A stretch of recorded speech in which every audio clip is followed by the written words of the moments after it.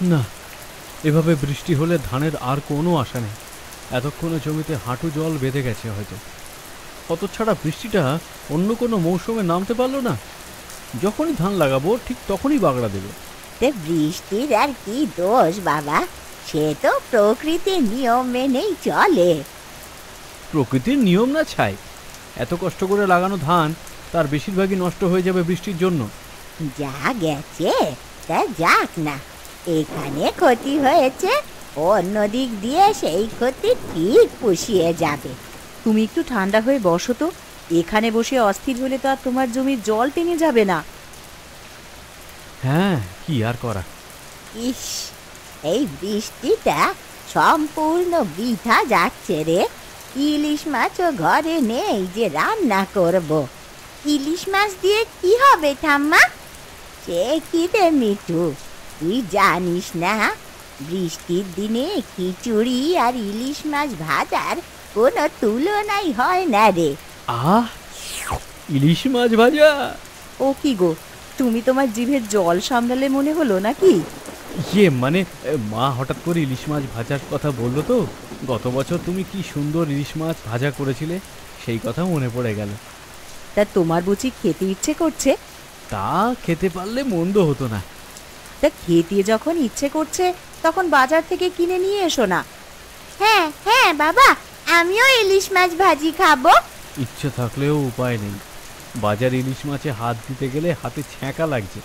আমার মনে হয় ইলিশ মাছের চাইতে এখন সোনার উপও কম দামে পাওয়া যাবে। তাহলে কি বৃষ্টির দিনে ইলিশ মাছ ভাজি হবে না? কি করি বলো তো মা, খেতে তো আমারও ইচ্ছা করছে, কিন্তু উপায় কি?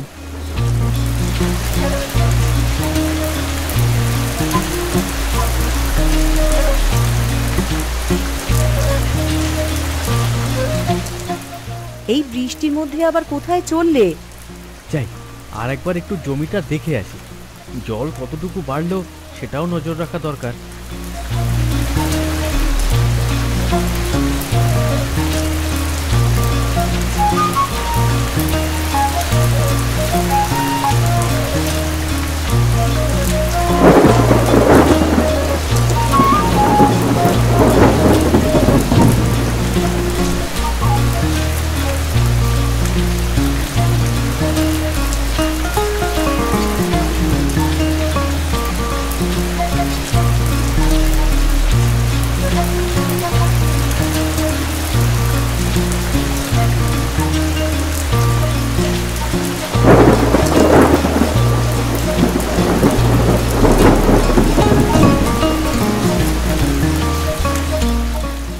রবিদা, ও রবিদা, এই যে এদিকে।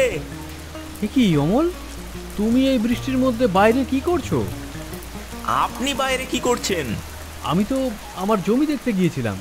অবশ্য দেখবো আর কি, ফসলের অর্ধেকই প্রায় নষ্ট হয়ে যাবে।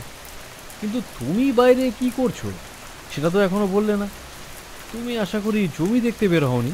না না, আমি জমি দেখতে বের হবো কিসের জন্য? আমি গিয়েছিলাম মাছ দেখতে।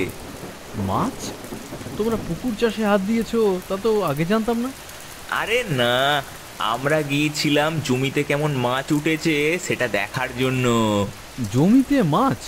মাথা কি তোমার খারাপ হলো, নাকি আমার কান খারাপ হলো? আরে সে সাংঘাতিক একটা ব্যাপার। তোমার কাছে তো সবই সাংঘাতিক ব্যাপার। একটু ঝেড়ে কাশো তো দেখি। চলুন চলুন, যেতে যেতে বলছি।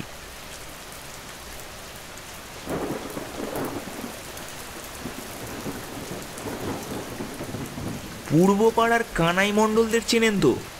কানাই? হ্যাঁ চিনি, ওর জমি তো একেবারে নদীর পাশেই। ঠিক বলেছেন, সেই জন্য ওর ক্ষতি হয়েছে আরো বেশি। আমাদের জমিতে যতটুকু জল উঠেছে ওর উঠেছে তার 3 গুণ। আর জমির ধান জলের নিচে একেবারে তলিয়ে গেছে। এ তো জানা কথা। কিন্তু মাঝখানে আর একটা কাহিনী ঘটে গেছে।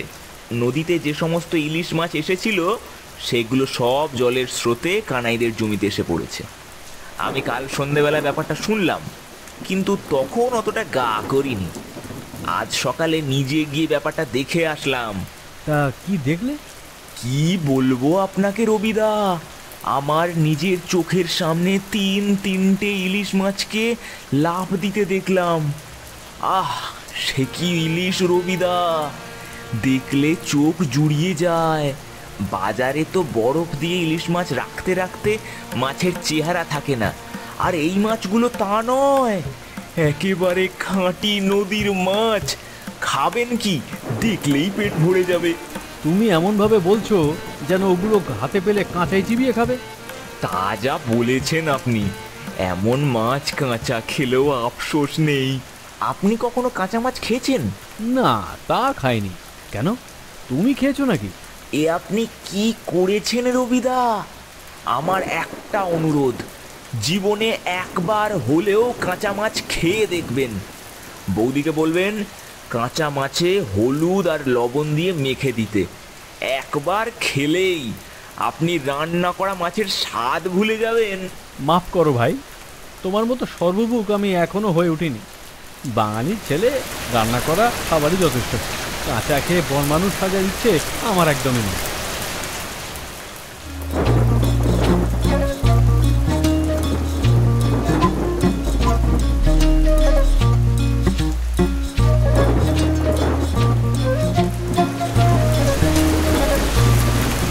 রতন, 2 কাপ চা দে তো।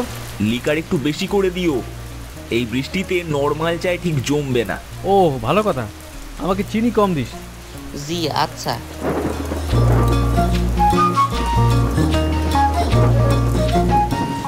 তা রবিদা, কি ভাবলেন? কি ভাববো? সে কি, আপনি এখনো কিছু ভাবেননি? কি মুশকিল, কি ভাববো তা না জানলে ভাববো কি করে? আচ্ছা অমল, তুমি সব কথা এভাবে ঘুরিয়ে পিছিয়ে বলো কেন? এতে ঘোরানো পেঁচানোর কি আছে? আমি বলছি ইলিশ মাছের ব্যাপারে কি ভাবলেন? ইলিশ মাছ কাঁচা খাবো কি না? আগেই তো বললাম বাবা, আমার কোনো শখ নেই। আরে আমি ইলিশ মাছ কাঁচা খাওয়ার কথা বলছি না, আমি বলছি ইলিশ মাছের কথা। কানাইদের জমিতে যে ইলিশ মাছ খেলা করে বেড়াচ্ছে, সেটার কি করবেন? তুমি কি বলতে চাইছো? একটু খোলসা করে বলো তো দেখি। তুমি কি জমিতে জাল পেতে ইলিশ মাছ ধরতে চাইছো? সে তো শুরু হয়ে গিয়েছে। আমি সকালবেলা যখন গিয়েছিলাম তখন দেখলাম মাথায় মাথালি পড়ে কয়েকটা ছেলে জমিতে নেমে মাছ ধরে বেড়াচ্ছে। আর খানিকক্ষণ পরে হয়তো পুরো গ্রাম কানাইদের জমিতে মাছ ধরার জন্য লাফালাফি শুরু করে দেবে। আমি বলছি কি, দেরি না করে আমরা দুজন মিলে এখনই চলুন না কানাইদের জমিতে হানা দিই, নতুবা পরে দেখবেন জায়গা পাওয়া যাবে না। হ্যাঁ, তোমার কি আক্কেল বলো তো? হ্যাঁ, জমিতে ধান লাগানো হয়েছে, সেটা কি তোমার চোখে পড়েনি? আরে রাখুন আপনার ধান, ওই ধান বাঁচার আর কোনো আশা আছে? আর যে ছেলেপেলেদের কথা বললাম তার মধ্যে কানাই মণ্ডলের ছেলেও রয়েছে, ওরাও বুঝে গেছে ধানের কোনো আশা নেই, তাই মুফতে যে ইলিশ পাওয়া যাচ্ছে সেগুলো ধরতেই লেগে আছে। হ্যাঁ, তাহলে ইলিশ ধরা যাবে বলছো? আমার কথা বিশ্বাস না হয় তাহলে নিজে গিয়ে দেখে আসবেন। চলুন, বৃষ্টি তো থামবার নাম নিচ্ছে না, তা না হলে দেখতেন এতক্ষণে 50 লোক মণ্ডলদের জমির ওখানে ভিড় লাগাতো। এতে করে আমাদের একটা সুবিধা হয়েছে, বুড়োরা কেউ আমাদের কাজে নাক গলাতে আসবেন না। আমরা নওজোয়ানরা স্বাচ্ছন্দ্যে মাছ ধরতে ঝাঁপিয়ে পড়তে পারি। একবার ভেবে দেখুন তো দাদা, কতদিন ইলিশ মাছ ভাজা খাইনি। তুমি আমার মনের লোভ জাগিয়ে দিচ্ছ, কিন্তু অমল, ইলিশ মাছ ভাজার কথা বলে তুমি আমার খিদেটা বাড়িয়ে দিচ্ছ আরো। বুঝতেই যখন পারছেন তখন অনুরোধে ঢেকিটাও গিলে ফেলুন না। আমার বাড়িতে জাল বড়শি দুটোই আছে, যদি বলেন তাহলে এখনই নিয়ে আসি। তুমি যখন বলছো তখন যাওয়া নিশ্চয়ই যায়, তবে এখন যাওয়াটা ঠিক হবে না। আরও 2-5 জন লোক গেলে তখন আমাদের যেতে হবে, তা না হলে এখন যাওয়াটা দৃষ্টিকটু লাগবে। তাহলে আপনি কখন যেতে বলেন? এক কাজ করি, দুপুরের দিকে যাই। এখন তো বৃষ্টি হচ্ছে, দুপুরে রোদের কোনো আশঙ্কা নেই, আরামে মাছ ধরা যাবে। আমার বিশ্বাস তখন আরও অনেকেই আসবে। মাছ ধরতে হলে কিন্তু জমিতে নামা লাগবে। সেটা আমিও বুঝতে পেরেছি, তুমি চিন্তা করো না, আমি তৈরি হয়েই আসবো। এখন চলো বাড়ি যাই, তারপর দুপুরবেলা বৃষ্টি যদি একটু থামে তো ভালো, তা না হলে ওই অবস্থাতেই ছাতা আর জাল নিয়ে বেরিয়ে পড়তে হবে। আমি না হয় তোমার বাড়িতে গিয়ে তোমাকে ডাক দিয়ে নিয়ে আসবো, ঠিক আছে? একদম ঠিক আছে দাদা।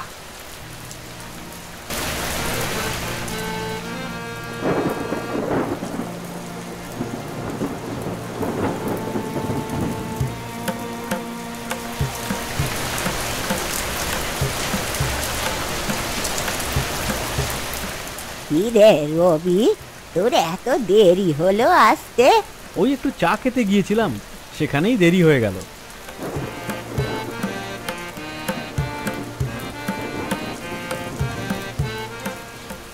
যাক, তুমি এসেছো। তাহলে আমি তো ভাবলাম জমির জল দেখতে গিয়ে কোথাও দাঁড়িয়ে আবার ফুটবল খেলছিলে কিনা। ওসব জিনিস কিশোর বয়সে বানায়, বুড়ো হওয়ার পর আর বানায় না। তা তুমি বুঝি খুব বুড়ো হয়ে গেছো, তাই না? না, বুড়ো হয়ে গেছি সে কথা বলছি না, কিন্তু সে বয়সটাও তো আর নেই।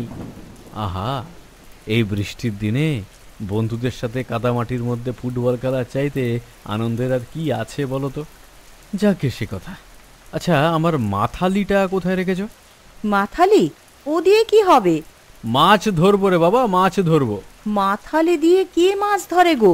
আরে মাথালি দিয়ে মাছ ধরবো না, মাথালি মাথায় দিয়ে মাছ ধরবো। এই এই তো বললে যে দুরন্তপনা করবার বয়স তোমার নাকি পেরিয়ে গেছে, তাহলে এখন আবার কোথায় যাচ্ছো মাছ ধরার জন্য? বারে, তোমরাই তো বললে ইলিশ মাছ দিয়ে খিচুড়ি খাবে, তাই ইলিশ মাছ ধরতে যাচ্ছি। তুমি নদীতে যাবে? না না না, তবে কানাই মণ্ডলের জমিতে স্রোতের টানে ইলিশ মাছ ভেসে এসেছে, সেগুলো ধরতে যাব। এই বৃষ্টির মধ্যে তোমরা ইলিশ মাছ ধরতে যাবে? ঠান্ডা লেগে যাবে না? সেই জন্যই তো মাথালি চাইছি। মাথালিটা দাও, আর একটা বড় পলিথিন দাও, ওটা গায়ে পেঁচিয়ে রাখতে হবে, আর সেই সাথে একটা বাজারের ব্যাগও দিও। সে না হয় দিচ্ছি, কিন্তু তুমি কি একা যাবে নাকি? না না, আরো অনেকেই সেখানে যাচ্ছে, আর আমার সঙ্গে অমল যাচ্ছে, ওর জাল দিয়েই মাছটা ধরবো।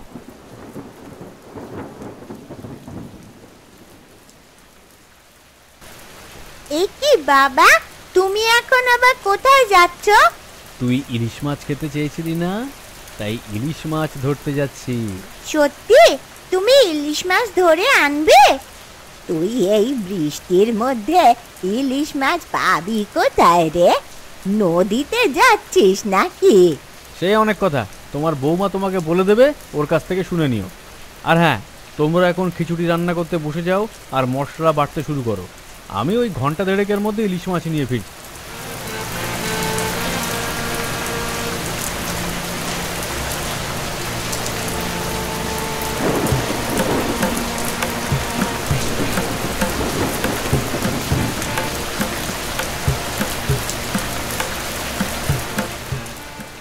মানুষজন দেখি খুব বেশি আসেনি।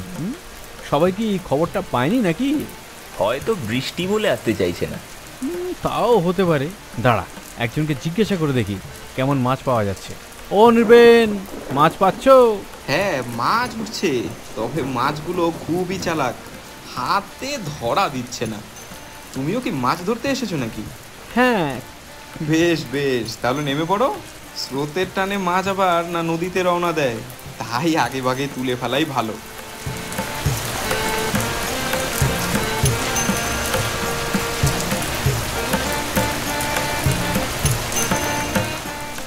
যাক, এত কষ্টের পর অবশেষে মাছ উঠেছে। হ্যাঁ, কিন্তু উঠেছে তো কেবল দুটো। আশেপাশে দেখে যা মনে হচ্ছে তাতে বেশ ভালোই মাছ ঘুরে বেড়াচ্ছে বলে মনে হয়। তা ঠিক বলেছেন। আচ্ছা, এই দুটো আমাদের বাজারের ব্যাগের ভিতরে রেখে এসো, তারপর আবার চলো মৎস্য সংহারে নেমে পড়ি। মৎস্য সংহার, দারুণ নাম দিয়েছেন। কিন্তু দাঁড়ান, আমি মাছ দুটো রেখে আসি।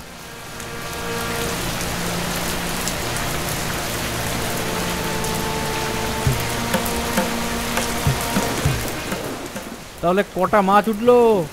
6টা উঠেছে। তাহলে তো ভালোই হলো। আর মাছগুলো চেহারা দেখে সত্যি সত্যি প্রাণ জুড়িয়ে যাচ্ছে। আমি বলেছিলাম না, এই মাছগুলো ওই কাঁচা খেতে অপূর্ব লাগে। থাক ভাই থাক, তোমার কথা শুনে ধানের জমি থেকে ইলিশ মাছ ধরেছি, এইটুকুই যথেষ্ট।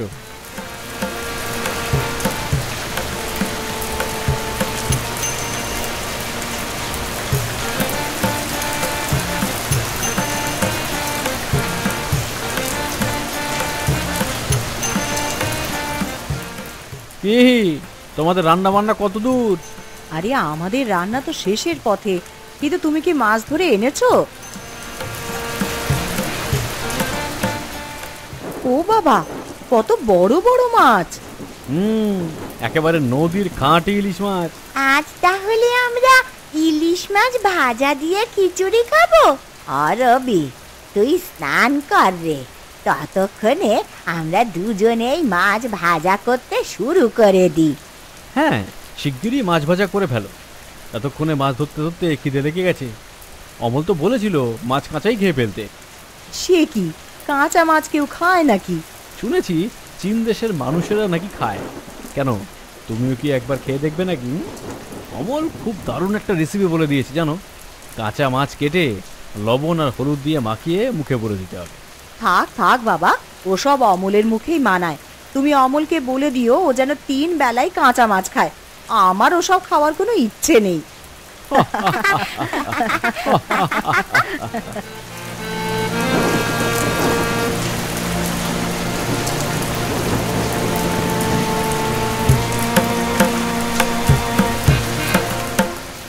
তা দিদি ভাই, ইলিশ মাছ ভাজির সঙ্গে এই খিচুড়ি খেতে কেমন লাগছে?